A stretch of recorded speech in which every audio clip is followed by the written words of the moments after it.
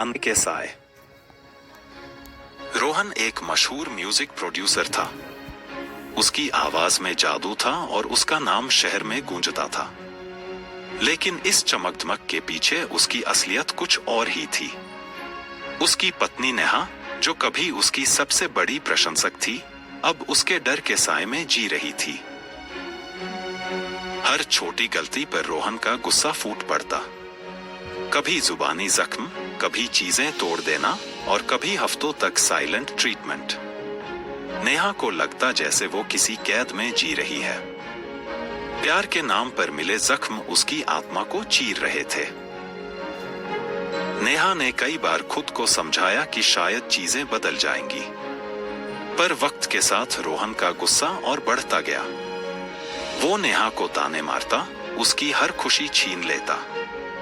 बाहर की दुनिया में रोहन अब भी एक आइकॉन था, लेकिन घर के भीतर नेहा बस एक परछाई बनकर रह गई थी। एक रात जब नेहा ने हिम्मत जुटाकर रोहन को रोकने की कोशिश की, तो उसके अंदर की सारी घुटन आंसुओं में बह निकली। उसने खुद को आईने में देखा, एक टूटी हुई आत्मा, लेकिन आंखों में अब भी एक चिंगारी थी।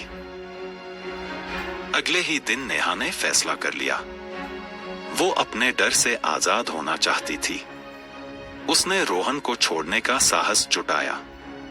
समाज की परवाह किए बिना उसने खुद को फिर से तलाशना शुरू किया। नेहा की कहानी उन सभी लोगों के लिए एक मिसाल बनी जो किसी ना किसी रूप में शोषण सह रहे हैं। उसने साबित कर दिया कि खुद से प्यार करना ही असली आजादी है। अंधेरे के साए अब नेहा की जिंदगी से मिट चुके थे और उसकी दुनिया में फिर से उजाला आ गया था।